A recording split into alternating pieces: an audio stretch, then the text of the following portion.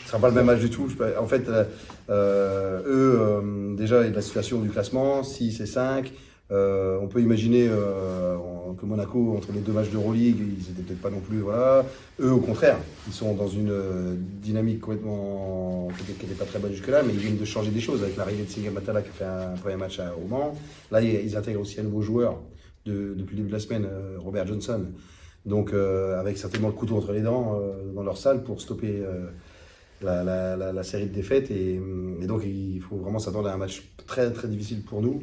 Et il faut s'y préparer parce que bon, chaque match, c'est un challenge compliqué à relever. Mais là, je pense que, vu la situation, il faut, au-delà du basket, qui est important bien évidemment, mais c'est plus l'aspect mental et d'être dans le combat et d'être concentré sur les 40 minutes qui va être important. Le championnat est long pour tout le monde et là, ils ont pu avoir une mauvaise phase.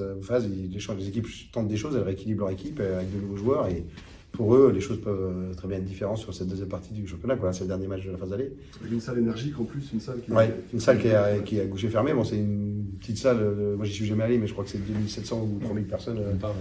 Voilà. Mais c'est plein et le public est assez chaud, apparemment. Donc oui, puis là, vu la situation, des nouveaux joueurs qui arrivent, la nécessité de stopper une série de défaites qui est très longue pour eux.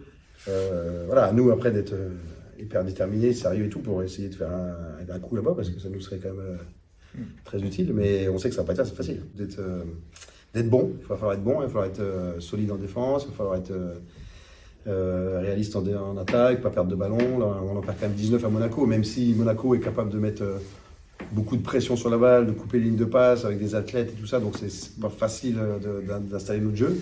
Mais bon, ça peut ne pas l'être aussi là-bas parce que je pense qu'on va avoir une équipe qui va montrer un visage très, très conquérant, très guerrier. Donc à nous d'être solides par rapport à tout ça parce que il faut qu'on soit capable d'être bon en défense, de ne pas perdre de ballon et puis d'arriver à prendre avantage sur ce qu'ils proposent.